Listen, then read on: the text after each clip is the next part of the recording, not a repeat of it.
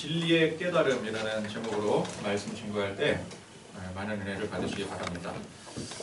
마태복음 13장 말씀은 천국 비유에 대한 7종 세트 말씀이라고 볼 수가 있겠습니다. 13장 우리 이제 그동안 그 천국 비유 7종 세트 생각나시는 대로 한번 얘기해 볼까요?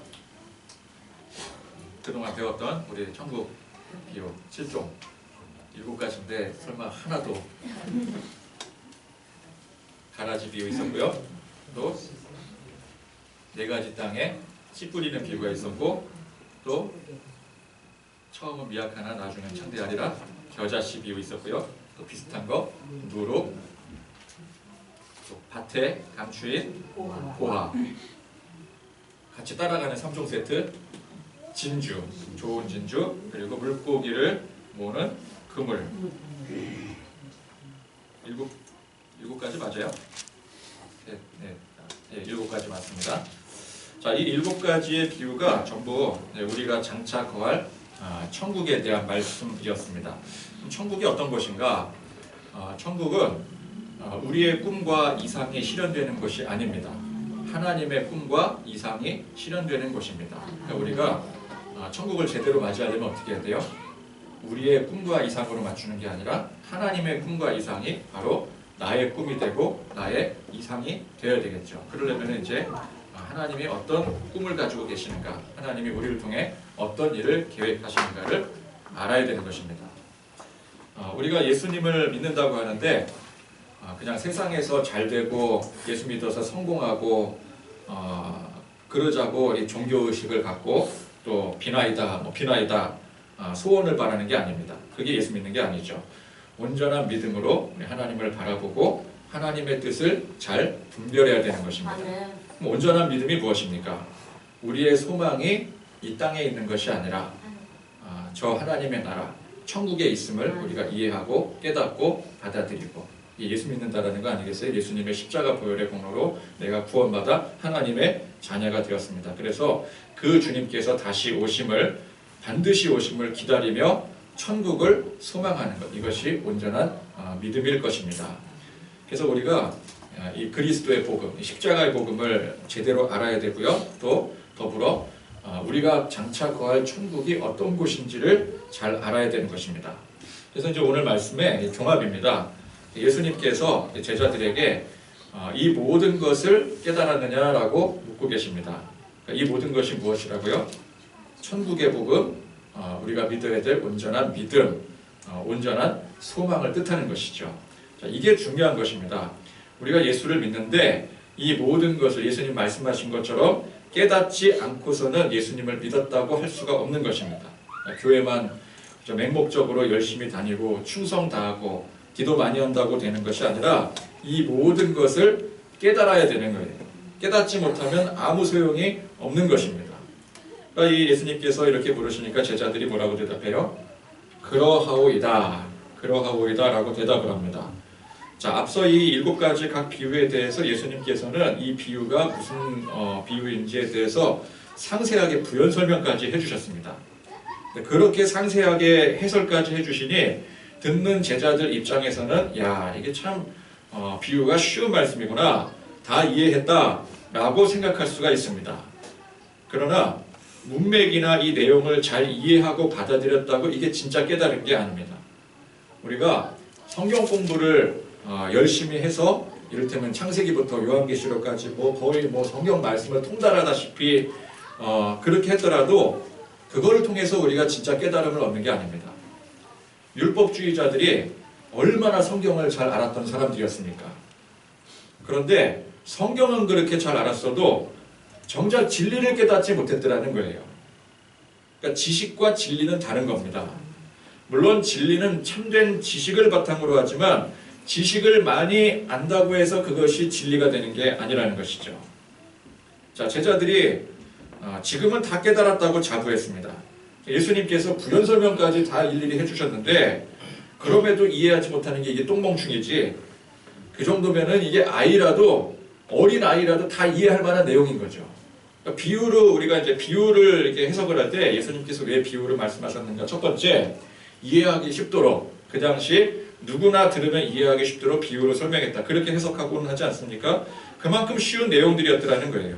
여러분 씨 뿌리는 비유 혹은 겨자씨 비유 이게 내용이 어렵습니까? 이해하지 못할 내용이 아니잖아요. 농부가 말씀의 씨앗을 뿌리는데 좋은 땅에 떨어진 씨가 좋은 열매를 맺는다. 이게 얼마나 이해하기가 쉬워요. 그렇죠? 작은 것이 자라서 나중에 큰 것이 된다. 이게 얼마나 이해하기가 쉽습니까? 그러나 정작 이 제자들은 이후에 예수님께서 하실 일들에 대해서 전혀 이해하지 못했더라는 거예요. 그러니까 이 비유의 말씀은 이해했을지언정 알아들었을지언정 정작 예수님께서 하실 일들에 대해서 이해하지 못한다라는 것입니다. 예수님께서는 장차 있을 고난에 대해서 말씀을 하시는데 제자들은 어때요? 항상 그때마다 자기들 기준에 부푼 꿈에 들떠 있어요. 동문서답을 합니다. 예수님께서 잡히시기 전날 땀방울이 핏방울이 되도록 기도하시는데도 불구하고 그 의미를 전혀 모르고 이 제자들은 그저 쿨쿨 잠만 잘 자고 있어요. 그러니까 십자가의 의미도 모르고 부활의 의미도 모르고 정작 이 중요한 핵심을 모르는데 어떻게 이 말씀을 듣고 깨달았다고 할 수가 있겠습니까? 그러니까 비유의 내용은 이해했어요. 그러나 이 비유가 의미하는 천국이 어떤 곳인지 천국의 의미에 대해서는 정작 이해하지 못하고 있는 것입니다. 우리도 말씀 읽고 듣고 배울 때는 그 순간 다 이해하는 것 같고 그래서 막 외우고 다 외우고 막 성경 시험 보면 막 100점 만점 맞을 정도로 통달했어도 정작 우리의 삶 속에서 이 믿음 버리고 또 의심하고 불순종할 때가 얼마나 많습니까? 여러분 우리가 십자가 복음을 확실하게 붙들었다면 십자가 복음을 확실하게 이해했다면 더 이상 우리 삶에 걱정 근심이 없어야 되는 거예요. 그죠? 왜? 예수님께서 모든 죄의 문제, 이 걱정 근심은 모든 것이 죄로부터 비롯된 것 아니겠습니까? 이 모든 죄의 문제를 십자가에 못 박았기 때문에 그래요. 예수님께서 이미 다 해결해 주셨기 때문에 그렇습니다. 그럼 예수님께서 모든 죄를 다 짊어지시고 해결하셨는데 우리 더 이상 무슨 문제가 있겠어요? 저 영원한 천국을 이미 상속을 받았는데 우리가 천국을 노력해서 들어갑니까? 천국은 이미 상속받은 거예요. 천국을 상속받았는데 세상에서 좀 잘 안 되고 실패하고 고난당하는 것이 그게 뭐가 걱정이 되고 근심이 되겠어요.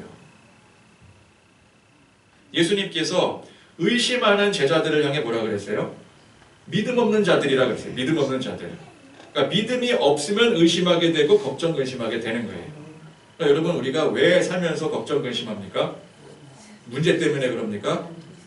표면적으로는 문제 때문에 걱정 근심해요. 그러나 근본적으로는 뭐 때문에 걱정 근심하는 거예요? 믿음이 자꾸 없어져서 걱정 근심하는 거예요. 믿음이 있으면 걱정 근심할 이유가 없어요. 그래서 제자들도 그렇고 우리들도 그렇고 지금 당장의 말씀 딱 들으니까 야, 다 이해했습니다. 야, 이렇게 명쾌하게 해설을 해주시네요. 이제야 깨달았습니다. 그래도 뒤돌아서면 어때요? 언제 그 말씀을 깨달았고 이해했는지 모를 정도로 전혀 처음 듣고 하나도 깨닫지 못한 사람처럼 행동하게 되더라는 거예요. 설교 시간에 여러분 다 믿습니다 막 그러잖아요. 아멘 하잖아요. 아멘 잘 하시잖아요 우리. 그렇죠? 아멘 하지 말아야 되는데도 아멘 하시잖아요. 그래 놓고서는 또 다음에 또 물으면은 또 언제 그랬냐는 듯이 또 백지장이 되어 있는 것과 똑같은 거예요. 주여. 주님이 우리와 함께 하셔야 돼요. 그래서 강단에서 성도들에게 오직 구원은 믿음으로 되는 거. 구원은 뭘로 되는 거라고요? 믿음으로. 우리 행위예요? 열심히예요? 아니에요. 우리 믿음으로 되는 거라고 그렇게 외치고 선포하고 가르치고 또 이게 목사가 지어내서 가르치는 게 아니잖아요. 성경에도 분명하게 핵심적으로 가르치고 있고 아예 믿음으로 얻는 이 칭의가 뭐예요? 믿음으로 얻는다. 의를 얻는다. 이 칭의가 기독교 교리의 핵심 아니겠습니까? 그럼에도 불구하고 그렇게 듣고 배우고 익히고 깨달았다고 하는 성도들이 돌아서기만 하면 어때요? 죽음에 대해서 근심하고 또 걱정하고 구원에 대한 확신이 여전히 없고 아직도 뭐라 그래요? 천국 갈 수 있으십니까? 그러면 아유 제가 아직 행위가 모자라서 기도가 모자라서 헌신이 모자라서 이러고 있는 거예요. 이래서 천국을 못 간다고 그러는 거예요. 아니 그렇게 칭의가 뭐라고요? 기도가 모자라서 우리의 행위가 모자라서 천국 못 가고 그러는 게 아니라 우리는 이미 의로 여김을 받았다고요. 천국을 상속받았다고요. 그걸 그렇게 가르치고 성경의 핵심 교리이고 그걸 매번 아멘 아멘 믿습니다 해놓고서도 돌아서면은 아유 제가 무슨 제가 이렇게 신앙생활에서 어떻게 천국을 갈 수 있겠어요 이러고 있다라는 거예요. 그러면 그거는 이해한 겁니까? 깨달은 겁니까? 그런 척을 했을 뿐인 거예요. 예수님께서는 제자들이 그러하오이다 다 깨달아 알았습니다 전부 이해했습니다 장담하는 것에 대해서 예수님은 절대 믿지 않으셔요. 이렇게 장담하고서도 돌아서면은 다 잊고 또 엉뚱한 소리나 할 것을 예수님은 다 아십니다. 그러나 예수님은 그걸 당장 문제 삼지 않으세요. 이 모든 것을 깨달았느냐 하니 제자들이 그러하오이다 라고 답변한 것에 대해서 사실은 아니잖아. 뒤돌아서면 또 딴 얘기할 거잖아. 그렇게 다시 묻지 않으시더라는 거예요. 그리고 바로 그 다음 진도를 나가십니다. 그게 무슨 의미입니까? 지금 아무리 이들이 깨닫지 못하고 이해하지 못하더라도 나중에 진짜 이해하고 깨닫게 되는 그 때가 온다라는 것이죠. 그때가 반드시 오는 거예요. 우리도 매번 들어도 모르는 것 같고 뒤돌아서면은 또 잊고 불평하고 근심 걱정하고 그래도 때가 되면은 우리 믿음으로 확실하게 결단하고 고백할 때가 오는 거예요. 그러니까 예수님께서는 이 제자들이 사실은 전혀 깨닫지 못하고 있으면서도 지금 깨달았다고 다 한다고 잡아떼고 있는 거 이거 다 이해하시고 그걸 그저 받아주시고 그래 다 이해한다 그러면 받아주시고요. 그렇기 때문에 지속적으로 가르치고 인도하시고 그때마다 또 묻고 확인하고 하시는 거예요. 그러니까 오늘 이 말씀으로 이제 예수님께서 이해했으니까 끝. 진도 그만두는 게 아니시잖아요. 이후에도 계속해서 천국에 대해서 가르치시고 계속해서 진리에 대해서 가르치고 또 가르치고 전하시는 거예요. 왜? 어차피 지금 이들이 이해했다고 해도 그 이해한 거 아닌 거 아시기 때문에 계속 가르치시는 거예요. 계속. 근데 계속 가르치시는데 너네들 왜 이해하지 못하느냐 야단치시고 뭐 도대체 너희들이 이게 뭐 멍청한 놈들이냐 너희 도대체 어떻게 해야 되느냐 뭐 그렇게 예수님께서 역정을 내거나 그러지 않으시고 그냥 모른 척 하시고 계속해서 가르쳐 주시는 거예요. 모르면 배워라 모르면 배워라 그렇게 가르쳐 주시는 것이죠. 그러면 제자들은 또 그때마다 뭐라 그래요? 또 안 돼요. 잘 알았대. 베드로가 뭐라 그래요? 저는 확실히 알았습니다. 제가 예수님 절대 배신하지 않겠습니다. 사실은 모르면서, 사실은 배신할 거면서, 그죠? 그러니까 이 목회를 하다 보면은 목사들도 이렇게 딜레마가 생깁니다. 이제 나는 확실하게 가르치고 선포했다라고 생각을 했는데 그러니까 이 정도로 가르치면, 이 정도로 강조하고, 이 정도로 가르치고, 성도들도 또 이제 은혜 받았다고 막 눈물도 흘리고, 막 아멘하고, 막 돌아서면은 막 목사님 은혜 받았어요, 막 악수하고, 그러면은 이제 이 정도면 다 깨달았겠지? 그 확신했는데, 나중에 또 딴소리하고, 또 전혀 깨닫지 못했음을 알게 되었을 때, 여기에 이제 큰 괴리감을 느끼게 되는 거예요. 왜 이해를 하지 못하는 걸까? 왜 깨닫지 못하고 받아들이지를 못하는 걸까? 심지어 막 이런 생각을 해요. 왜 저 성도는 거짓말을 하는 걸까? 모른다고 할 것이지. 모른다고 하면은 다시 가르쳐주면 될 걸. 왜 모른다고 안 하고 다 그 앞에서는 다 알았다고 하고 이해했다고 다 거짓말을 하는 걸까? 뭐 그런 생각까지 들어요. 그러다 보니까 어때요? 조바심이 나고요. 그래서 계속해서 막 가르치다가 안 되니까 어떻게 윽박질러요. 윽박질르고. 그러다가 결국 어떻게 됩니까? 본인이 시험 들고 마는 거예요. 내가 시험 들어요. 내 능력이 안 되는 건가? 내가 문제인 건가? 성도들이 나를 도대체 어떻게 생각하는 걸까? 그럼 시험이 드는 거죠. 근데 그게 성도들만의 문제입니까? 정작 본인의 문제인 거예요. 본인도 문제인 거예요. 그러니까 목사조차도 그렇게 교리를 가르치고 복음을 선포하면서도 돌아서면 어때요? 걱정, 근심, 의심이 가득. 여러분 목사님들은 의심 안 합니까? 목사님들은 걱정, 근심 없어요? 목사님들은 다 강단에서 여러분 걱정, 근심 우리 하나님 앞에 다 맡겨야 됩니다. 왜 맡기지 못합니까? 막 윽박지르잖아요. 아니 좀 도대체 좀 의심 걱정하지 말고 맡기라고, 믿고 맡기라고. 본인은 의심 걱정 안 해요? 돌아서면 똑같이 의심 걱정해요. 근심 걱정에 막 사로잡혀 살아요. 정작 본인이 제일 초조해하고요, 근심하고요. 그러다 보니까 만만한 게 교역자들이라고, 만만한 게 내 식구들이라고. 교역자들 달달 볶고 집에 돌아가면 식구들 달달 볶고, 자기가 더 그러면서 성도들이 깨닫지 못하고 그게 문제라고 한탄을 하더라는 거죠. 저는 뭐 다릅니까? 저는 뭐 이 천국 복음에 막 통달해가지고 성도들에게 막 이렇게 막 상세하게 가르칠 정도가 되었으니 저는 뭐 세상 근심 걱정 없고 맨날 그냥 사는 날들이 막 천국 같고 그러겠습니까? 그렇지요. 그렇긴 한데 그렇지 못할 때가 많아요. 저도 뭐 걱정할 거 걱정하고 근심할 거 근심하고, 여러분들이야 능력이 되니까. 근데 저는 능력이 안 되잖아요. 왜? 목사가 무슨 능력이 있겠어요? 신학 공부하고 전도사 또 목사 될 때까지 그저 교회 안에서만 사역할 줄 알았지 세상 나가면 할 줄 아는 게 아무것도 없거든요. 그러니까 세상 문제에 대해서 더 걱정하고 근심하는 게 목사예요. 그래서 목회를 하다 보면은 딜레마가 생기는 게, 처음에는 그래요. 성도들이 도대체 왜 그러는 걸까? 왜 나한테 거짓말을 하는 걸까? 여기서 시작해서 결국은 나는 도대체 왜 이런 걸까? 이게 알고 보니까 내 문제들하는 것이죠.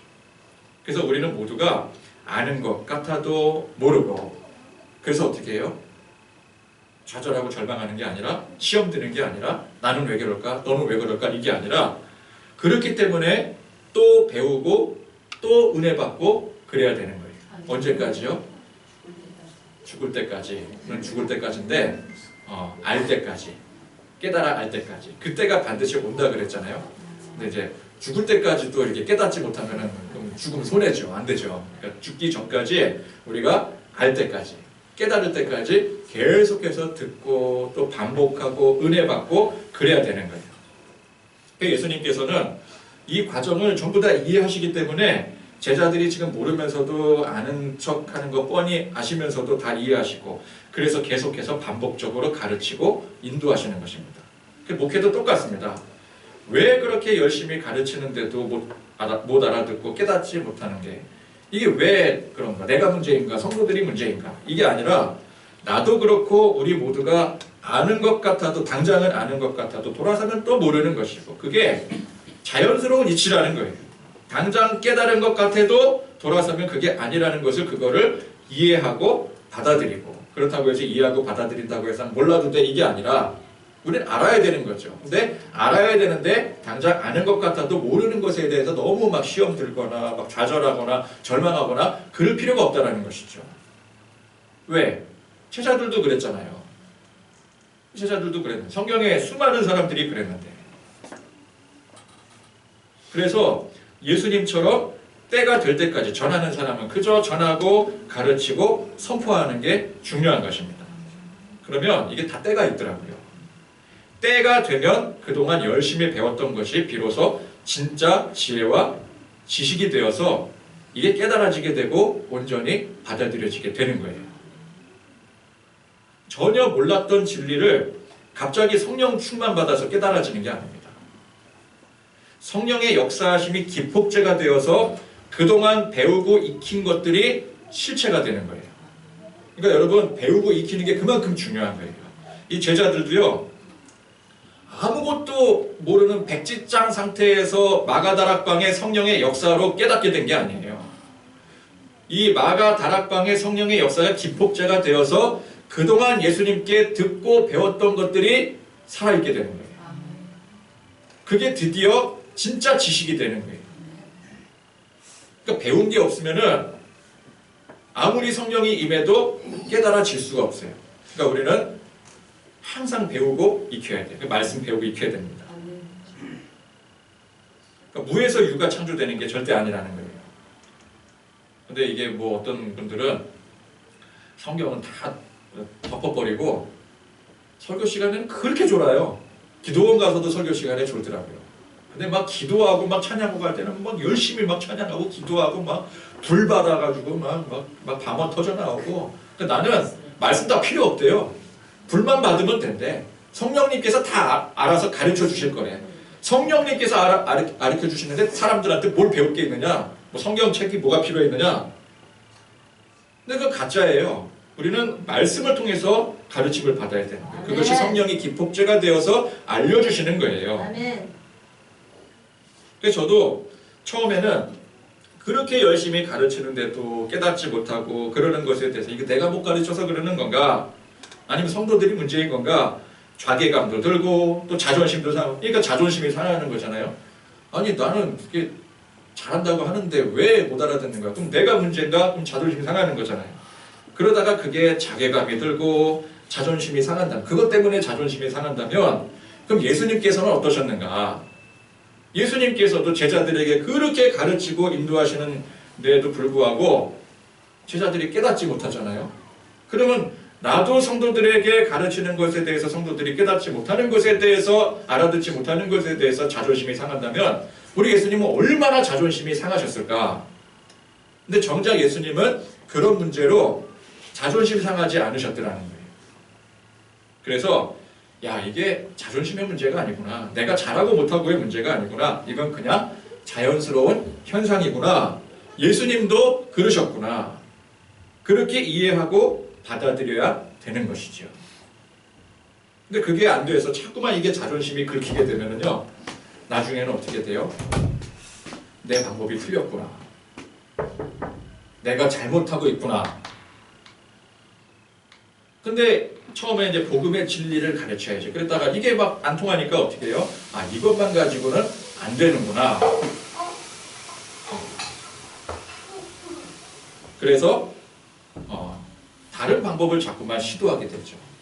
그러니까 이제 막 안 가던 세미나를 가는 게 나쁘다라는 게 아니에요. 근데 세미나를 뭐 참석을 하건 아니 공부를 하건 뭐 다른 거를 하건 간에 중요한 거는 내가 이 복음의 진리를 선포하는 데 있어서 조금이라도 더 도움이 되고자 그렇게 해야 되는 것이지, 이걸 했는데 이게 안 통하니까 다른 방법이 있는가 보다 해서 그래서 세미나를 찾고 다른 것을 찾게 되면 그건 문제라는 것이죠. 근데 많은 사람들이 그래요. 처음엔 진리를 전하다가도 그 보면은 이제 전도사 때는 다 진리를 전해요. 복음의 성경 말씀 그대로 전해요. 근데 목회를 하다 보면은 이게 안 통하니까 성도들이 자꾸 딴소리하고 막 깨닫지 못하는 것 같고 막 이게 스트레스 되고 막 자존심 상하고 그러니까 다른 걸 자꾸 이렇게 이렇게 막 이제 습득을 하게 되고 또 배워오게 되고, 그래서 다른 걸 자꾸 이렇게 가르치다 보니까 뭐에 빠지게 돼요? 그러다 보면 이단에 빠지게 되는 거예요. 다른 가르침, 복음 외에 다른 것들, 다른 방법론, 다른 진리. 근데 그렇게 하시는 분을 제가 여러 봤어요. 그러니까 제가 섬기는 교회 목사님도 처음에는 저거 목회도 잘하시고 설교도 굉장히 복음적으로 잘하시고 성도들도 은혜 받고, 근데 본인이 못 견뎌하는 거예요. 성도들이 변화가 안 된다고 생각을 하는 거예요. 그러니까 이건 방법이 아니다. 그러더니 어느 때부턴가 이상한 가르침을 전하시더라고요. 근데 이제 저는 그래 이건 뭐 그런가 보다. 근데 우리 같이 있던 이제 부목사님이 면밀히 이제 그걸 검토를 했어요. 검토를 하고 결과를 딱 보여주더라고요. 이게 어디 이단이다. 어디 이단의 가르침을 우리 목사님이 거기 가가지고 배워서 이렇게 전하는 거다. 이거 분석한 걸 딱 보니까 진짜 그 이단의 내용이더라고요. 근데 그렇게 자꾸 다른 데에 기웃거리게 되는 거예요. 성도들도 마찬가지 아니겠습니까? 내가 하나님 앞에 믿음으로 기도하고 간구하고 말씀 붙들고 살아야 되는데 자꾸 내 마음에 원하는 바가 이루어지질 않는 거예요. 문제가 해결되지 않는 것 같고, 그러다 보니까 이건 아닌가 보다. 교회에서 가르치는 것만이 아닌가 보다. 그러다 보니까 어디에 기웃거리게 돼요?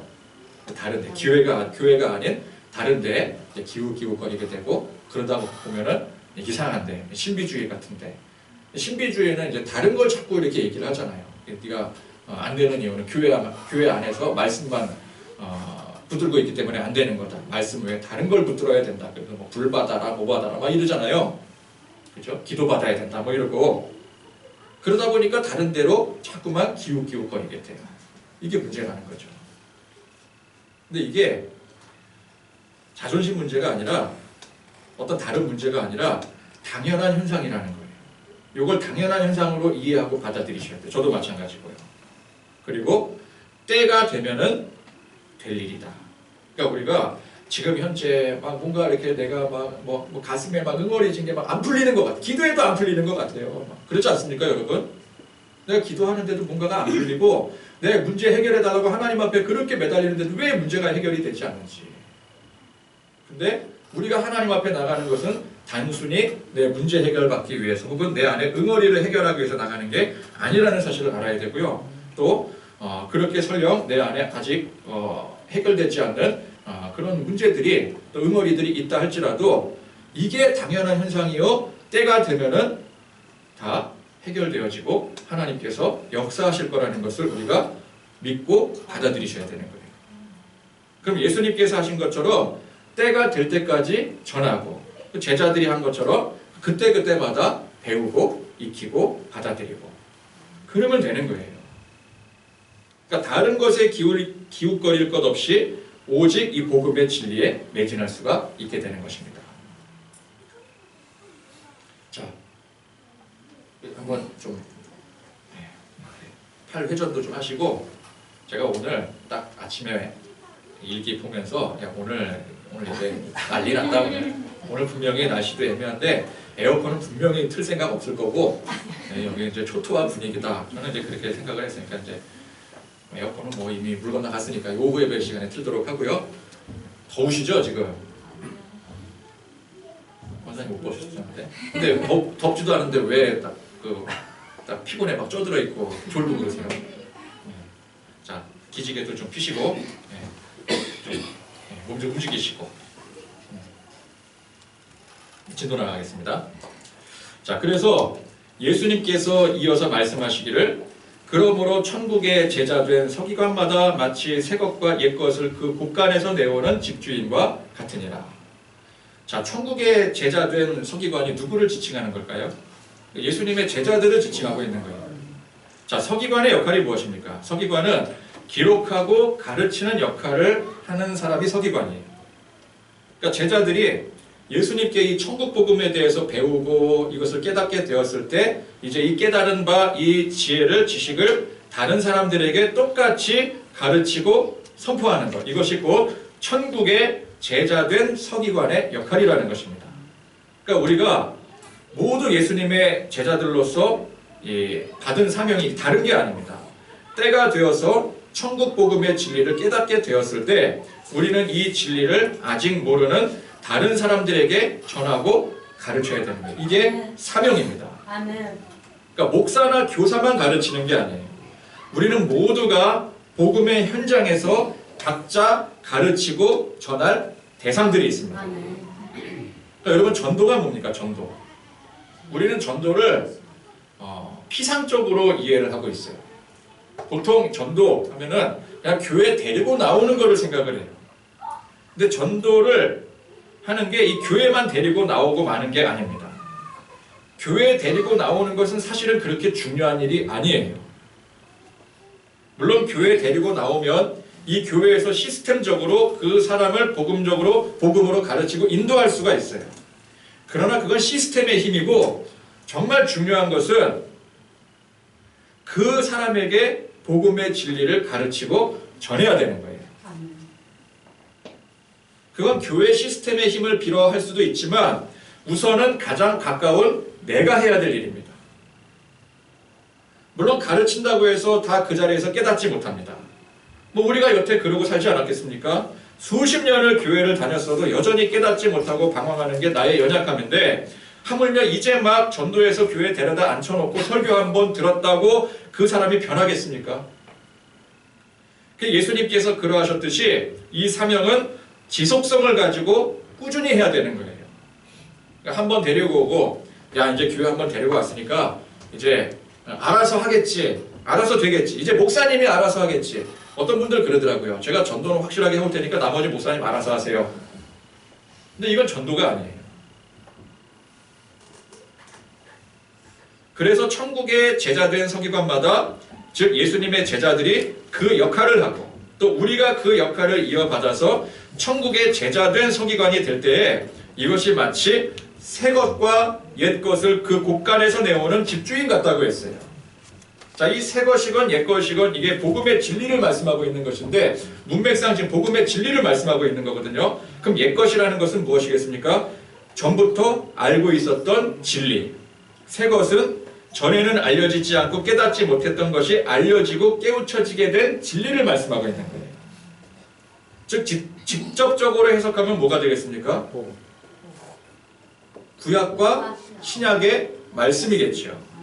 구약은 옛것, 신약은 새것. 그래서 구약의 하나님의 말씀이 신약의 예수님으로 완성된 것이 이게 복음의 진리입니다. 즉 복음의 진리는 구약만 가지고 성립될 수가 없고요. 신약만 가지고도 성립이 될 수 없는 거예요. 따라서 우리는 구약과 신약, 이 성경 66권을 알아야 되는 겁니다.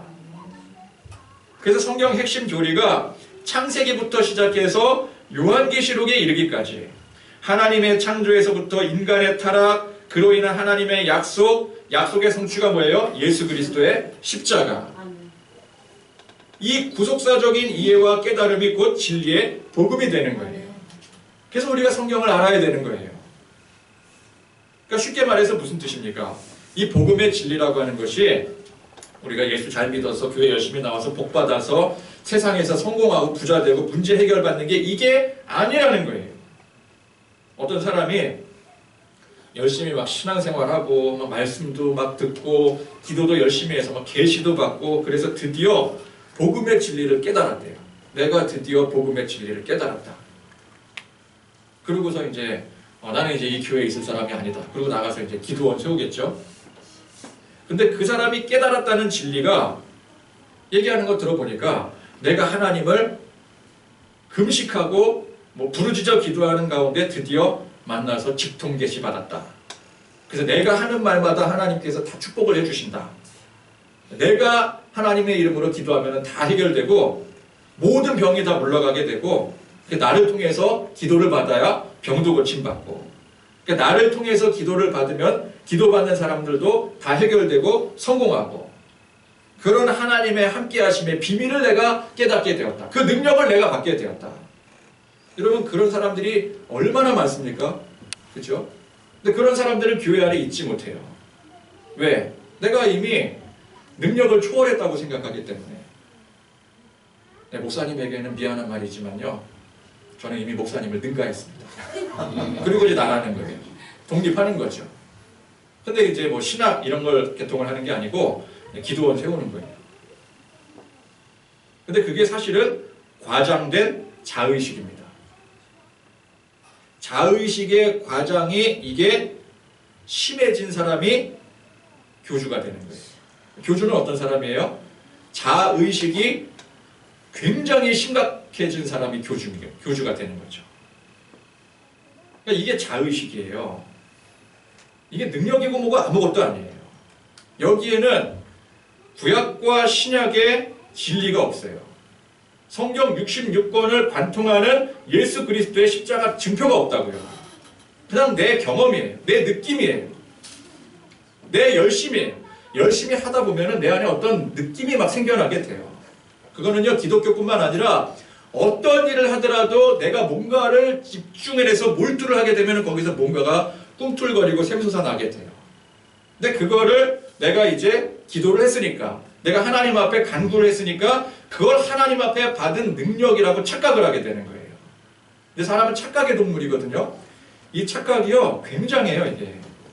아무것도 아닌데 착각을 하게 돼요. 정말 내가 그 위치에 옳은 것처럼 행동을 해요. 그러면 사람이 그렇잖아요. 의지가 강하면 병도 안 걸린다고. 근데 내가 정말 막 그렇게 막 불받았다고 막 기도하니까 막 병이 안 걸리는 거예요. 그러니까 능력받았다고 생각을 하는 거죠. 이게 결국은 자의식이에요. 그걸 여러분 명확하게 인지를 하셔야 돼요. 이 자의식에는요, 신구약 복음의 진리는 없어요.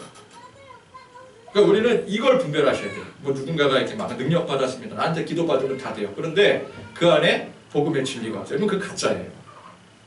그 능력에 현혹되지 마세요. 복음은 그런 게 아닙니다. 구약과 신약 이 성경 말씀의 진리가 예수 그리스도의 십자가로 완결이 되어져야 되는 거예요. 물론 그렇게 하시는 분들도 성경 말씀을 전합니다. 나도 복음이 있어. 내가 복음을 모르는 줄 알아? 난 복음 확실하게 알아. 그리고 말씀을 전해요. 그런데 누가 봐도 말씀보다 그 사람이 가지고 있는 능력이 더 우선이 돼요. 나는 이쪽으로 집중적으로 사역을 해. 그 말도 안 되는 거예요. 어떤 교역자들 중에서도 그래요. 나는 특별히 어떤 이제 뭐 능력받은 분야가 따로 있기 때문에 나는 이제 복음 쪽보다는 뭐 실천신학 쪽. 그럼 실천신학을 따로 구분을 하더라고요. 실천신학을 왜 구분을 하죠? 그게 복음인데. 근데 나는 이제 복음 쪽은 아니고 말씀 가르치고 이런 쪽은 아니고 막 찬양 사역 쪽으로 나는 더 이렇게 발달을 했다라든지 나는 뭐 이렇게 나가서 막 전도하고 활동하는 거에 더 포커스가 맞춰진 사람이다. 근데 그런 게 어디 있어요? 복음의 진리가 아니고서는 다 의미가 없는 거예요. 모든 것은 복음의 진리를 바탕으로 해야 되는 거예요. 구약과 신약 성경 말씀의 진리가 예수 그리스도의 십자가로 완결이 된 이 핵심이 있지 않으면 그 어떤 것도 의미가 없는 거예요. 그 지극히 상대적인 개인의 신앙적 체험이 중요한 게 아니라 절대적인 성경의 교리가 중요한 겁니다. 성경 말씀을 통한 깨달음이 있어야 되지 내 노력을 바탕으로 한 어떤 환상 같은 것을 통한 깨달음이 있으면 안 되는 거예요. 그건 자의식이에요. 성경 교리적인 이해와 깨달음 없이는 100% 가짜입니다. 그러면 우리가 이 깨달음을 어떻게 얻을 수가 있어요? 산에 들어가야 됩니까? 불철주야 40일 금식기도 해야 됩니까? 산속에 들어가서 100날, 1000날 기도한다고 얻어지는 게 아니에요. 평소에 말씀 열심히 읽고 묵상하고 들으면서 그냥 들으면 안 되죠. 항상 말씀 안에 나를 낮추고 겸손히 하나님의 말씀을 받아 들을 때 하나님이 말씀을 깨닫게 해주시옵소서. 이 말씀 밖에는 다른 길이 없는 줄 압니다. 그 고백과 결단을 가지고 성경 열심히 읽는 거예요. 성경을 안 읽고 어디 가서 우리가 진리를 찾을 수 있겠습니까? 그죠? 성경 안 읽고 아무리 10시간 기도하는데 그 10시간 기도가 무슨 의미가 있겠어요? 성경부터 읽으세요. 기도할 생각하지 말라는 기도하지 말라는 게 아니라 무조건 나는 기도파다. 나는 기도로 판다. 그렇게 생각하지 마시고 성경부터 읽으세요. 성경 말씀부터 들으세요. 성경 공부를 하세요. 그런데 오늘 말씀에서처럼 당장 읽고 듣고 배운다고 깨달아지는 게 아니에요. 근데 예수님께서 어떻게 하셨다고요? 계속 지속적으로 가르치시는 거예요. 계속 지속적으로 제자들에게 양육을 하시는 거예요. 그러니까 우리도 어떻게 하면 돼요? 그냥 지속적으로 읽는 거예요. 맹탕 읽는 게 아니라 이 말씀이 내 안에 능력이 되도록 인도해 달라고. 진리의 말씀을 깨달아 알게 해달라고. 내 경험이 아니라, 그죠? 내가 원하고 바라는 바를 이루기 위해서가 아니라, 내가 어떤 능력을 받아서 뭔가를 해야지 그런 의지가 아니라, 이 말씀, 순수히 말씀에 포커스를 맞춰서 이 말씀을 내가 알아야 삽니다. 이 말씀을 깨달아야 내가 천국 백성이 되어주는 줄 압니다. 세상 진리가 아니라 하나님의 진리의 말씀을 깨달아 알게 해주시옵소서. 계시받을 생각하지 마세요. 그 계시가 아니에요. 그냥 우리가 일상 속에서 읽고 듣고 배울, 그게 계시예요. 그거를 우리가 뭐 직통 계시다 아니면은 뭐 어디 가니까는 막 기도가 집중되더라. 3박 4일 동안 막 뭐 어떤 뭐 금식 뭐 수련회를 했더니 거기서 뭐 누가 막 뭐 깨달았다더라. 그런 거 자꾸 현혹되지 마세요. 우리 일상의 깨달음을 통해서 하나님께서 때가 되면 주시는 거예요. 그럼 이 때가 되는 것도 우리가 그동안 읽고 듣고 배움이 있어야 이 때가 됐을 때 들어올 수가 있는 겁니다. 그러니까 지금 현재 이 제자들은 논리적으로도 이 모든 것을 깨달을 수가 없는 거예요. 왜? 옛것과 새것을 같이 조합을 해야 제대로 깨닫는다 그랬잖아요. 근데 논리적으로 볼 때, 물리적으로 볼 때 이들은 구약은 알지 몰라도 신약은 아직 모릅니다. 왜? 예수님께서 아직 십자가 달리시기 전이잖아요. 그러니까 이거 깨달을래야 깨달을 수가 없는 거예요. 또한 예수님께서 십자가를 지신 후라 할지라도 이 옛것과 새것의 조화가 이 성령님의 역사하심으로 이루어지기 전까지는 내가 알고 싶어도 알 수가 없는 거예요. 우리가 이 기독교 진리에 대해서 너무 피상적으로 이해하고 머물러 있습니다. 그저 열심히만 하면 되는 줄 알아요. 기도의 열심, 헌신의 열심, 전도의 열심, 그런 것들을 특히나 강조해 왔습니다. 그러나 그보다 중요한 게 뭐라고요? 성경 말씀의 진리를 깨닫는 거예요. 그러니까 우리는 지속적으로 이 말씀을 읽고 듣고 묵상을 해야 됩니다. 성경 지식이 전혀 없는 상태에서 저절로 깨달아지는 게 아니라는 거예요. 이 지식이 바탕이 되어 때가 될 때 그 지식이 참 진리가 되어지는 것입니다. 결국 천국을 소망하는 열쇠가 뭐라고요? 진리의 깨달음이에요. 그래서 예수님께서 천국 이 비유 7종 세트를 마감하는 오늘 말씀에 뭐라고 질문하셔요? 뭐라고 질문하시는 거예요? 이 모든 것을 깨달았느냐?